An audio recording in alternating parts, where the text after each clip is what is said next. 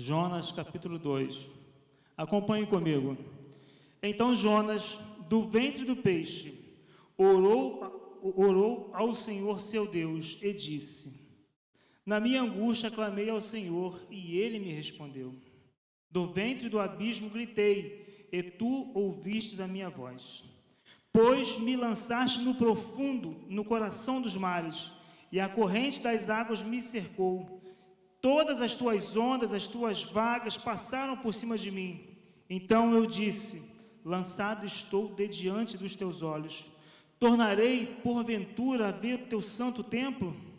As águas me cercaram até a alma, o abismo me rodeou, e as algas se enrolaram na minha cabeça. Desci até aos fundamentos dos montes, desci até a terra, cujos ferrolhos se correram sobre mim para sempre.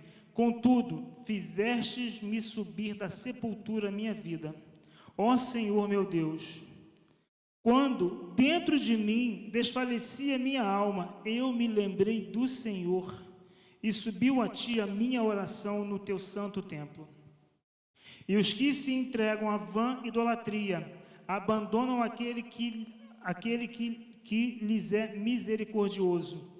Mas com a voz do agradecimento, eu te oferecerei sacrifício, o que votei pagarei.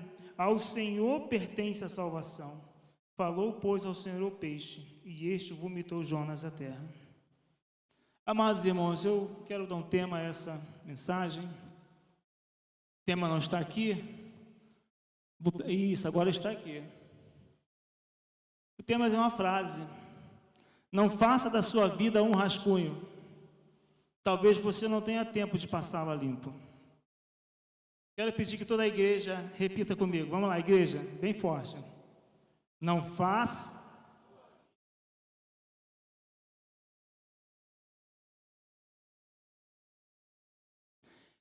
Amados, todos nós conhecemos um pouco da história de Jonas.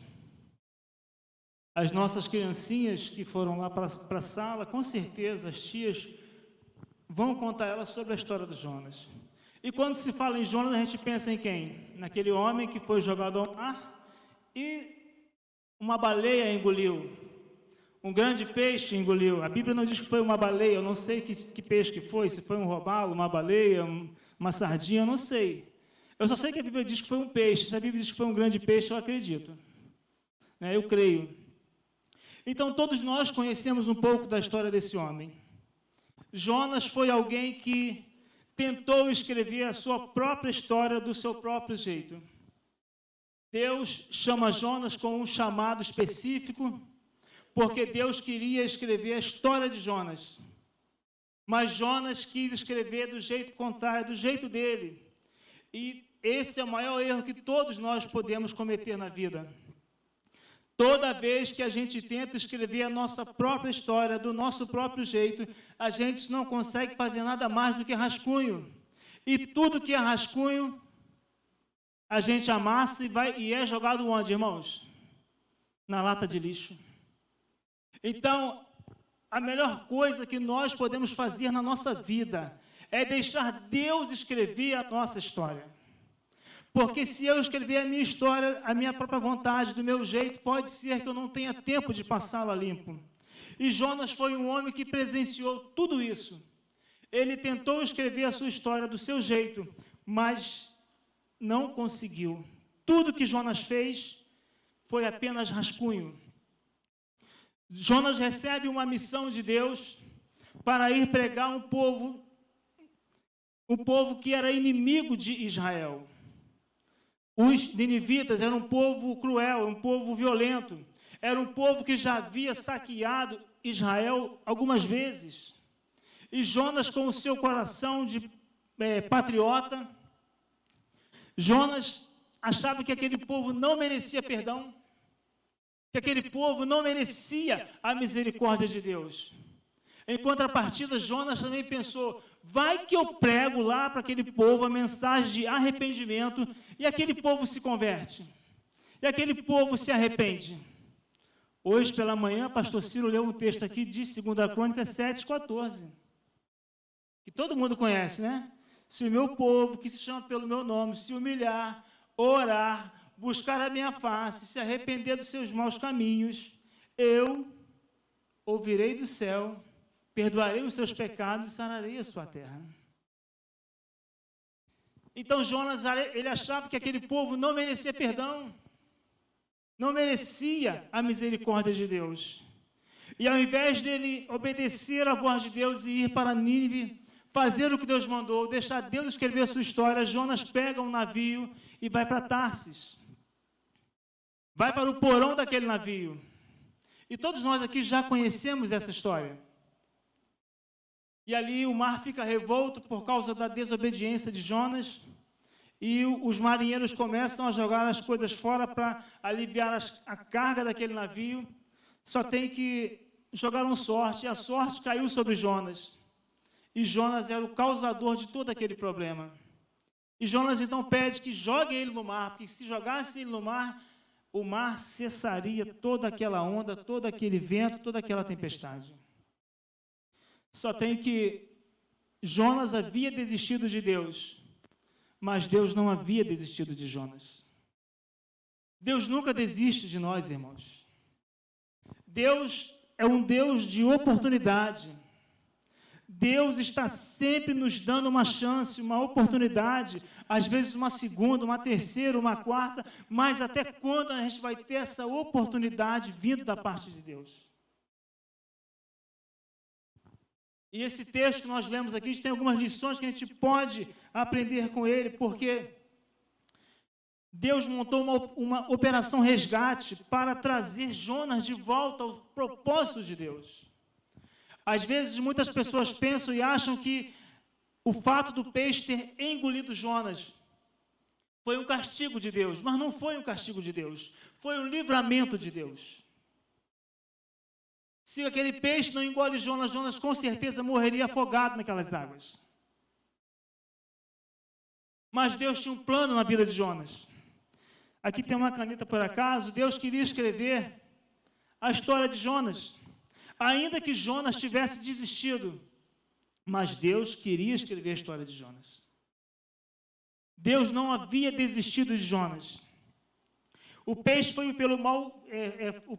o meio pelo qual Jonas foi salvo da morte, do afogamento. Jonas ter sido engolido pelo peixe não era uma punição de Deus, mas uma preservação da vida. E aí, amados irmãos, quando Jonas está lá no ventre daquele peixe, agora ele se lembra de Deus. E o versículo 1 diz o seguinte: então Jonas do ventre do peixe orou ao Senhor seu Deus. Mas em momento algum eu vejo Jonas orando quando ele sai lá da sua terra, de Bet-Efer, e desce até Jope para tomar o navio. Eu não vejo Jonas orando quando ele toma o navio e parte para Tarsis. Nós não vemos Jonas orando quando ele está lá no porão daquele navio tentando se esconder de Deus. E o mar está revolto, as ondas são altaneiras, a tempestade, o vento bate com ímpeto contra aquela embarcação. Jonas não está orando. Eu não vejo Jonas orando quando os marinheiros perguntam: cara, de onde você é, de onde você vem, o que você faz, o que você está fazendo aqui? Jonas em momento algum ora. Foi preciso um peixe. Jonas só ora quando ele é jogado ao mar e é engolido por aquele peixe. Aí, amados irmãos, vai uma advertência, uma palavra de, me fugiu a palavra aqui, mas uma palavra de despertamento para as nossas vidas. Será que é preciso um peixe nos engolir para que a gente retome a nossa vida de oração? Será que é preciso a gente parar no leito de um hospital, passar por uma situação difícil da nossa vida, um desemprego, perder tantas coisas na vida para que a gente tenha uma vida de oração? Porque Jonas, lá no ventre do peixe, ele se lembrou de orar. E o verso 2, irmãos, E o verso 1 ainda, perdão, Jonas orou o peixe, porque na nossa angústia pode nos levar à presença de Deus. Há dois parâmetros nisso aí. Na nossa angústia, ela pode nos levar à presença de Deus, mas para outros pode também afastá-lo da presença de Deus. O mesmo sol que endurece o barro é o mesmo que amolece a cera, vai depender de como você vai enxergar aquela situação. Você está passando por dias difíceis, o que você vai fazer? Todo lugar é um lugar apropriado para orar. Ainda que seja no ventre de um peixe, ainda que seja no leito de um hospital, ainda que seja em tantos outros lugares, nós não podemos abandonar a nossa vida de oração. Nós não podemos abrir mão da vida de oração, porque a nossa vida de oração é tudo que nós temos. A nossa vida de oração é o meio pelo qual nós estreitamos a nossa comunhão com Deus. E no verso 2 fala assim, e disse, na minha angústia clamei ao Senhor, e Ele me respondeu, do ventre do abismo gritei, e Tu ouvistes a minha voz. Meus queridos, o nosso grito de angústia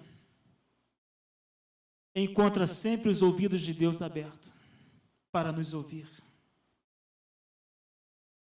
O que vai fazer a diferença no seu grito de angústia se você está com o seu coração quebrantado, com o seu coração arrependido.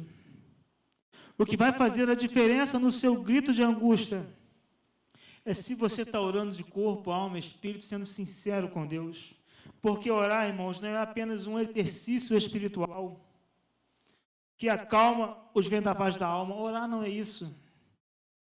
Orar não é um sugestionamento psicológico que abranda as tensões do coração. Orar é falar com aquele que está assentado no trono.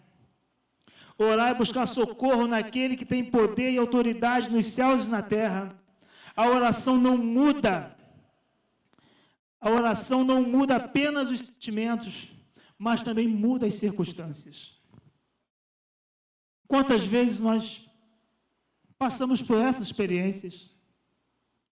Na nossa oração, a gente orou.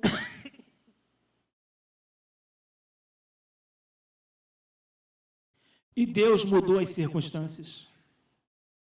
E quando Deus manda que Jonas vá até Nínive pregar para uma nação cruel, uma nação violenta, uma nação distante de Deus. E como eu disse aqui no início, nosso Deus é um Deus de oportunidades. Deus estava disposto a punir aquela nação, a acabar com aquela nação, se aquela nação não se arrependesse, não se convertesse, não se voltasse ao Senhor. É por isso que Deus manda que Jonas vá lá e pregue. Vá lá, cara, pregue lá, eu estou te mandando. Porque se aquele povo se arrepender, se converter dos seus maus caminhos, eu vou ouvir a sua súplica, o seu clamor, eu vou sarar, eu vou perdoar os pecados deles. E isso aconteceu lá no capítulo 3. Jonas foi lá e pregou. Mas o nosso grito de angústia sempre encontra os ouvidos de Deus atento.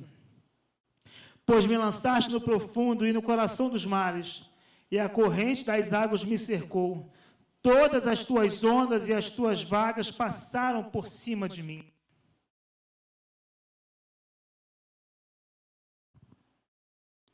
A disciplina de Deus, irmãos, é uma prova do seu amor por nós. Jonas, ele sabia, Jonas, ele entendia de que tudo aquilo que ele estava passando, vivendo, estava no ventre do peixe, não foi nada por acaso. Jonas sabia que aquela tempestade que aqueles homens enfrentaram naquele navio não foi por acaso. Jonas sabia que tudo aquilo era devido à sua desobediência. Jonas sabia que tudo aquilo que ele estava passando naquele momento era porque ele quis escrever a própria história dele do jeito dele. Ele quis fazer de acordo com a vontade dele e não obedeceu à voz de Deus. É um grande perigo que nós corremos, irmãos, de não estar no centro da vontade de Deus, de querer fazer do nosso jeito, de querer dar um jeitinho brasileiro, como dizem por aí. É um grande risco que nós corremos, porque a melhor coisa que nós podemos fazer na nossa vida é estar no centro da vontade de Deus, fazendo a vontade daquele que nos chamou, obedecendo a voz do Senhor em todos os sentidos. Não é fazer alguma coisa que Deus quer e outra do meu jeito, não. É obedecer a Deus na sua totalidade, de forma integral, íntegra. Porque a disciplina de Deus é uma prova do seu amor por nós. A disciplina de Deus, às vezes Deus nos lança no abismo dos mares revoltos, para reconhecermos a profundidade da nossa rebeldia e para nos trazer de volta para o caminho seguro da obediência. Quantas pessoas que já passaram, que pelo fato de terem desobedecido a Deus, tiveram que passar por mares revoltos, por situações difíceis da vida. Quantas pessoas que a gente conhece, que estão distantes da presença do Senhor,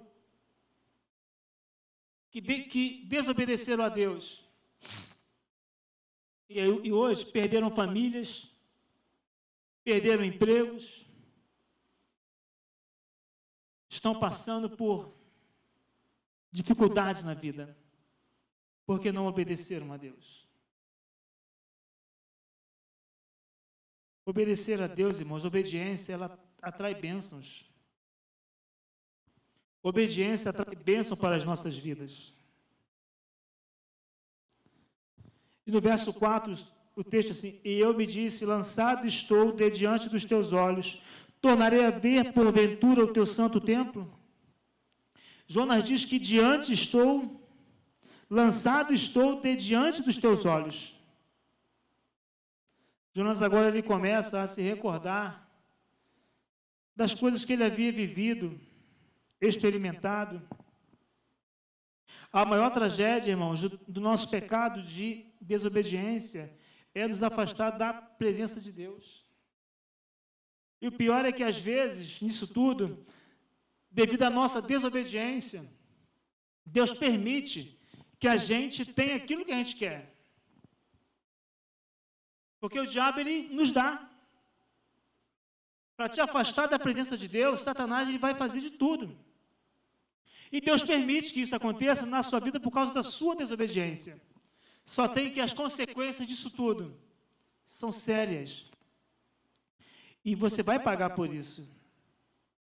O pedágio mais caro que o pecado cobra de cada um de nós é dar ao homem aquilo que ele deseja. Porque quando você recebe aquilo que você deseja no seu coração, por causa da sua desobediência a Deus, você paga um preço caro por isso. Quantas pessoas, como eu já disse aqui, já perderam seu casamento, perderam o seu emprego, pagam um preço alto porque agora tem um filho fora do casamento, perderam a credibilidade, perderam a sua saúde espiritual e até mesmo a sua saúde física por causa da desobediência. O pecado induz ao homem a afastar-se de Deus, mas longe de Deus só existem trevas.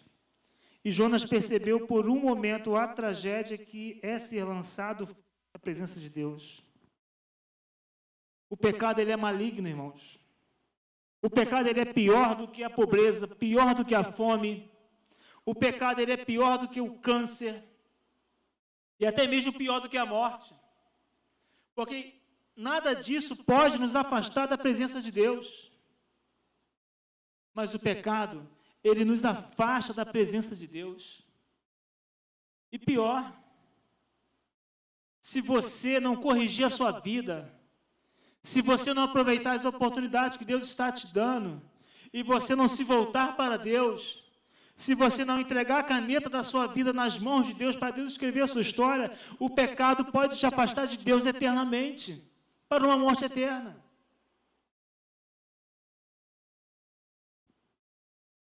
O pecado, irmãos, nos lança fora da presença de Deus. A nossa comunhão com Deus nos afasta do pecado. Ou a nossa comunhão com Deus nos afasta do pecado, ou o pecado nos afasta da comunhão com Deus. As duas coisas juntas não tem como. Você viver uma vida de pecado e viver uma vida de comunhão com Deus, ou uma ou outra, é você que decide, é você que escolhe. E Jonas reconhecia isso e sabia de tudo isso que estava acontecendo com ele, na vida dele. O verso 5 diz assim, irmãos: as águas me cercaram até a alma, o abismo me rodeou, e as águas se enrolaram na minha cabeça. Interessante isso aqui, irmãos. E quando nós tentamos fugir da presença de Deus, ficamos encurralados pelas circunstâncias. Não adianta querer fugir da presença de Deus. As circunstâncias vão nos cercar, vão nos rodear. Jonas tentou fugir no porão de um navio. Veio a tempestade. Me joguem no mar. Veio um peixe. Não tem jeito. O salmista, no Salmo 139, do verso 7 ao 12, fala assim: para onde me ausentarei do teu espírito? Para onde fugirei da tua face? Se subo aos céus, lá estás. Se faço a minha cama no mais profundo abismo, lá estás também. Se tomo as asas da alvorada e me detenho nos confins dos mares, ainda lá me haverá de guiar a tua mão, e a tua destra me susterá. Se digo, as trevas com efeito me encobrirão, e a luz ao meu redor, e a luz ao redor de mim se fará noite, e as próprias trevas não te serão escuras. As trevas e a luz serão a mesma coisa. Não tem como a gente fugir de Deus, porque o nosso Deus, ele é onipresente. Ele está em todos os locais. Não tem como ninguém fugir de Deus. Não existe esconderijo que você consiga se esconder de Deus. Os olhos do Senhor estão atentos, nos olhando, em todos os instantes, em cada momento da nossa vida. Não tente fugir de Deus, irmãos. As nossas circunstâncias são uma prisão para nós, até que voltemos ao espírito de plena obediência.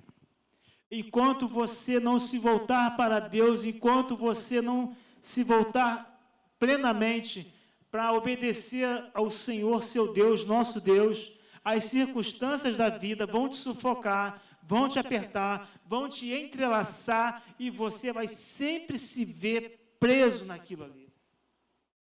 Você não vai conseguir se libertar daquilo ali enquanto você não tomar essa decisão na sua vida.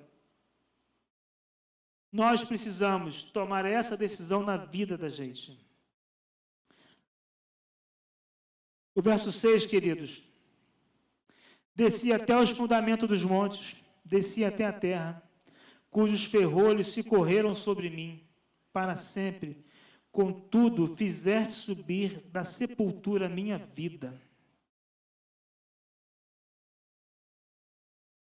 Jonas,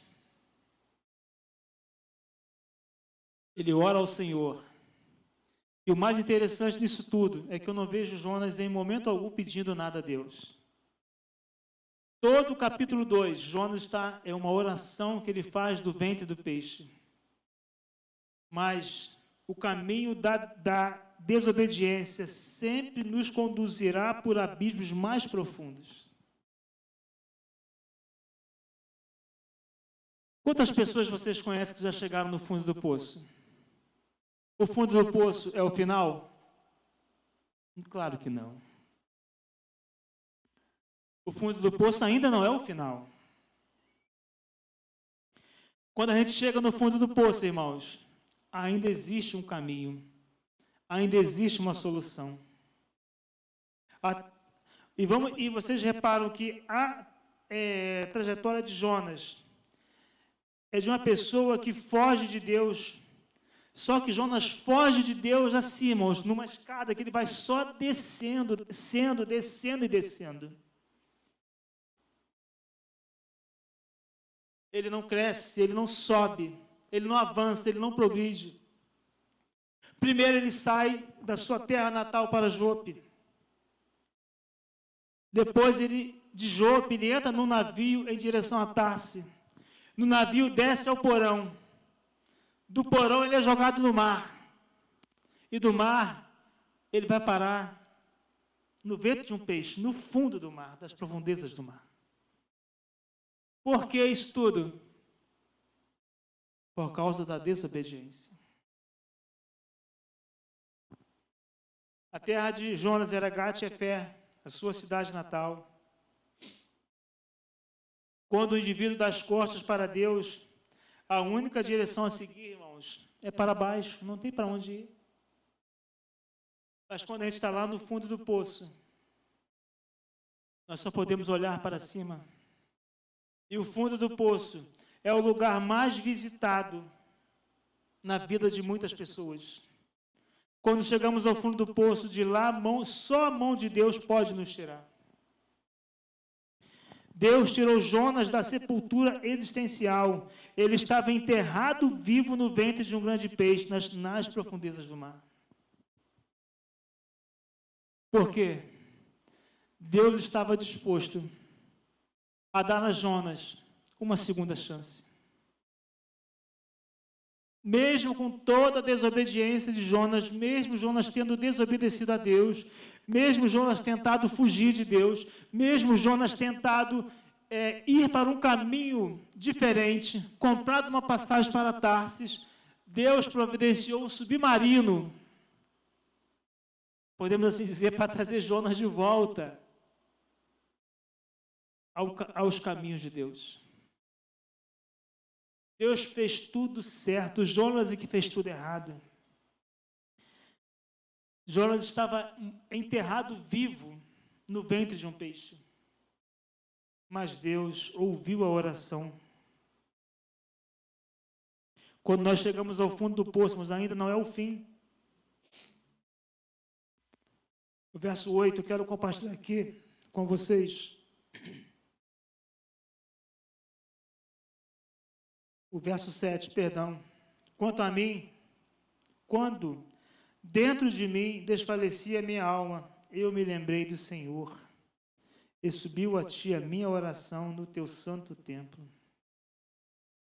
Jonas está dizendo, irmãos, que quando toda a sua esperança já estava se indo embora, quando ele via que não tinha mais jeito, que a morte era a única coisa que restava para ele, Jonas se lembra, Jonas traz à memória aquilo que nos traz esperança, aquilo que trazia esperança para Jonas. Quando nós chegamos ao fim dos nossos recursos, devemos lembrar daquilo que nos traz esperança.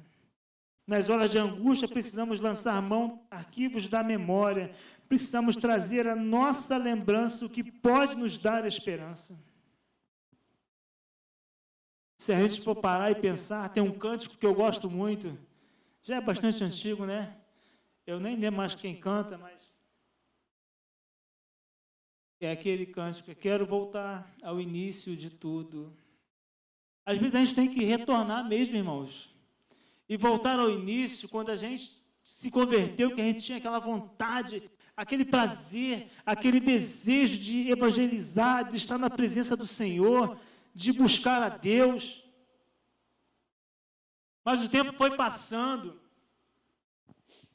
e a gente parece que vai meio que ficando relaxado, meio que relaxando das coisas. E a gente precisa resgatar isso nas nossas vidas. A gente precisa retornar a esses caminhos, lembrar Às vezes as pessoas estão passando momentos difíceis da vida, aí se recorda, poxa, eu era feliz e não sabia. Eu estava na casa do Senhor, na presença de Deus, com os meus irmãos, a minha vida era outra. Mas eu escolhi desobedecer a Deus, eu escolhi andar por esse caminho. É como o filho pródigo.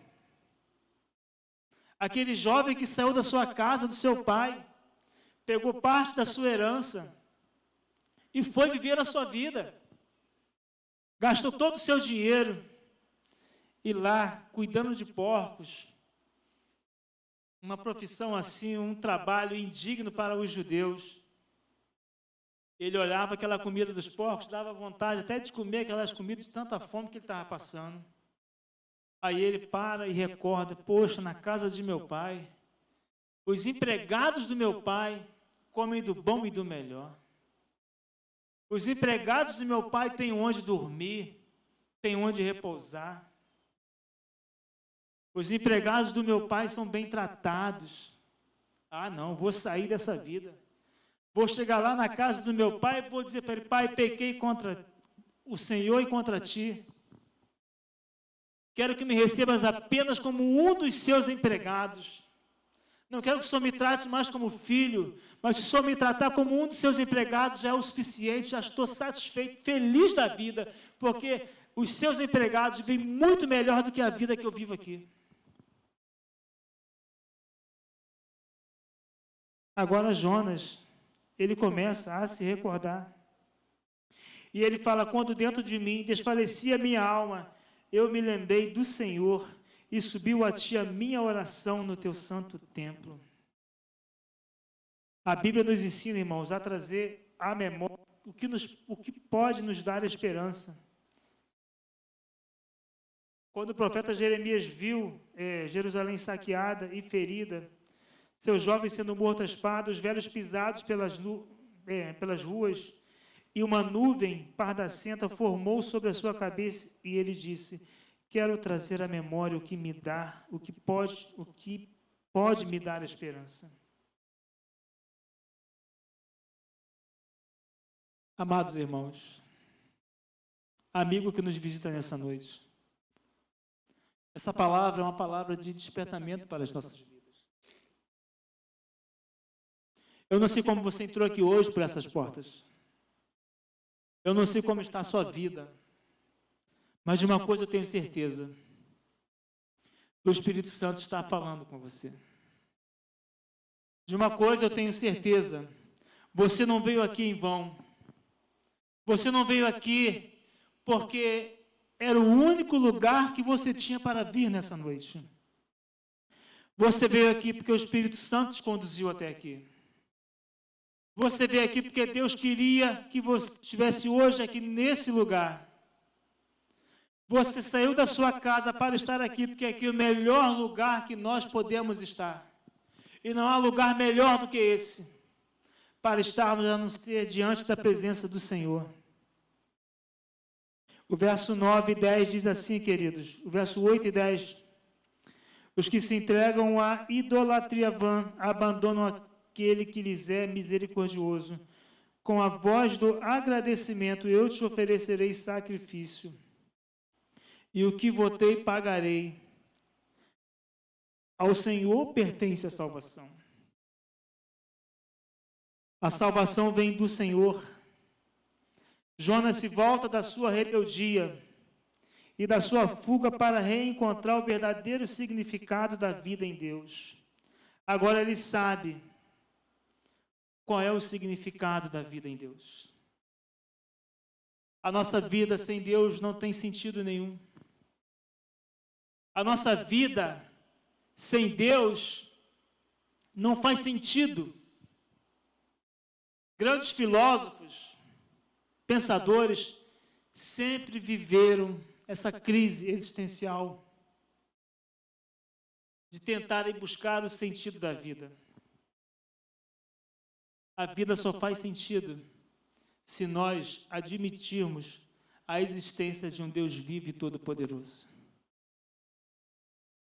Raul Seixas, um cantor baiano, que viveu nos anos 80, 90, não sei, na sua na sua biografia escrita por Paulo Coelho, ele diz que talvez seja Deus o que falte para que eu entenda aquilo que eu não consigo entender.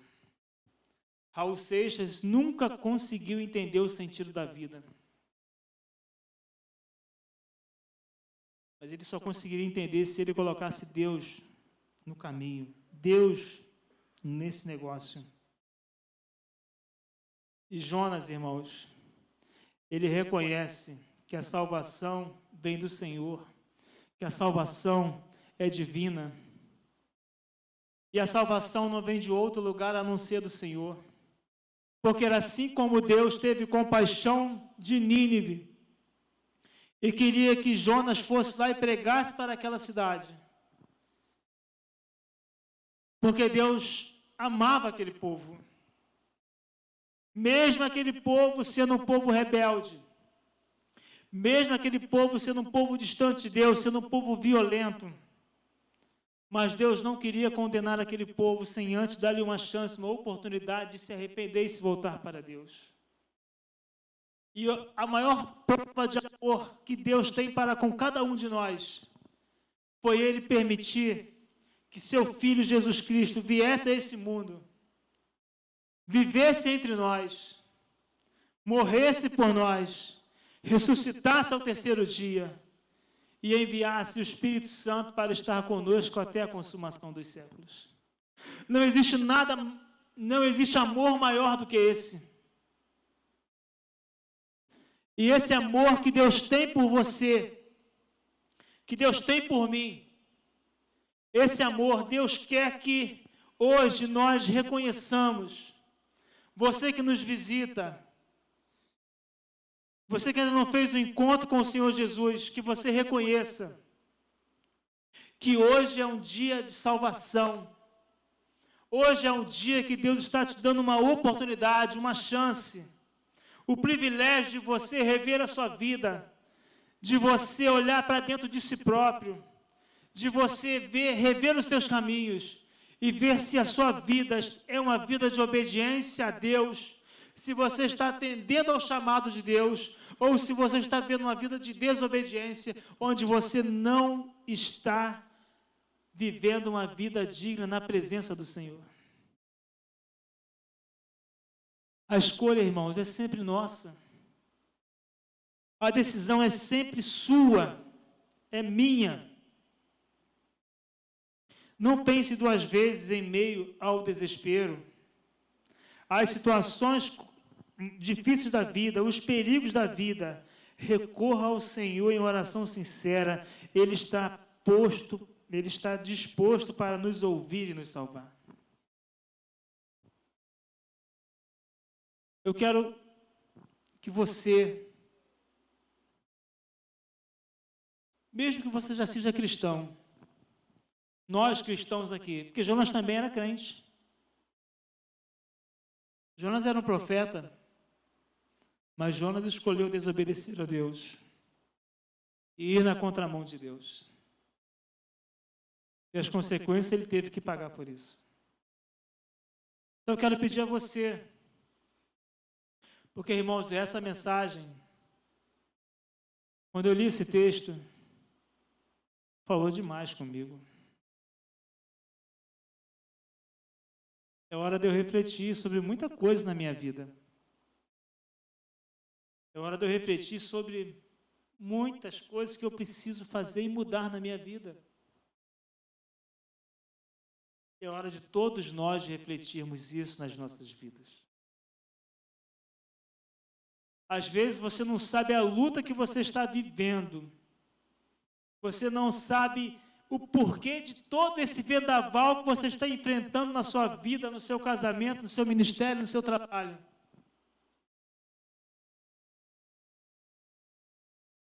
É preciso a gente rever isso aí. Não faça da sua vida um rascunho.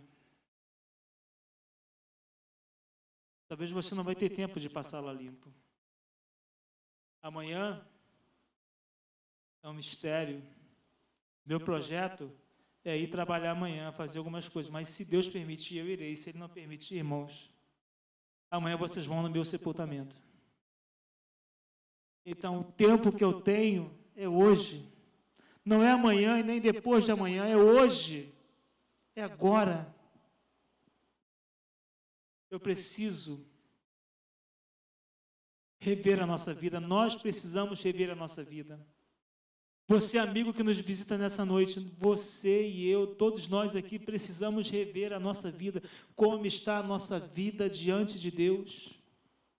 Como está a nossa comunhão com Deus? Como está o nosso relacionamento com Deus? Quero convidar o ministério de louvor. Nós vamos estar cantando um cântico ao Senhor agora nessa noite.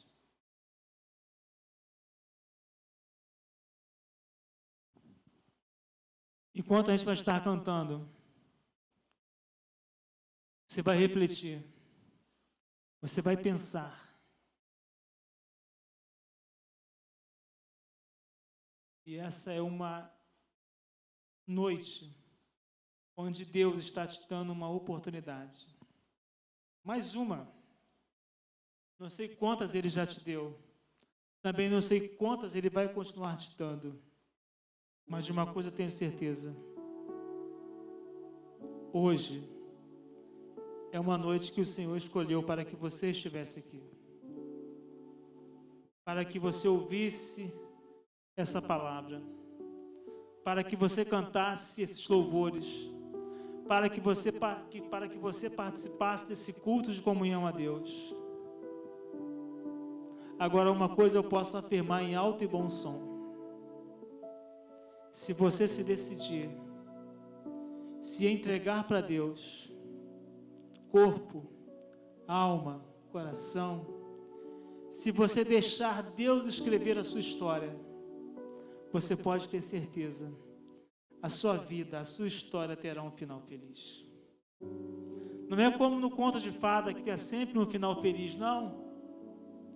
Se você deixar Deus escrever a sua história terá um final feliz. A tua vida vai mudar. Você pode até passar por lutas, dificuldades, mas Deus está ao teu lado. Você pode até sofrer algumas batalhas na sua vida, mas você nunca mais vai estar sozinho. E Deus vai sempre te conduzir pelos caminhos dele. Deus sempre vai te conduzir nos momentos mais difíceis da sua vida. Deus vai estar com você, amparando você, te colocando para cima, te confortando, te consolando. Irmãos, é bom demais servir a esse Deus maravilhoso. Às vezes, irmãos, o amor de Deus me constrange. Eu olho para mim mesmo e falo assim, o que eu mereço de Deus? Às vezes eu fico constrangido, porque que amor é esse que Deus tem por mim? Eu sou um ser humano falho, sou um pecador. Mas Deus me ama, irmãos, de uma forma incondicional. Eu fico constrangido, porque eu olho para mim mesmo e falo, eu não mereço isso, nós não merecemos, mas Ele faz o que ninguém pode fazer por nós. Que amor é esse, irmãos? Você não pode negar isso na sua vida, você não pode fugir desse amor. O amor que Deus tem por você, irmãos, o amor que Jesus tem por nós é impagável, é incomparável, não podemos imaginar. Vamos louvar ao nosso Deus.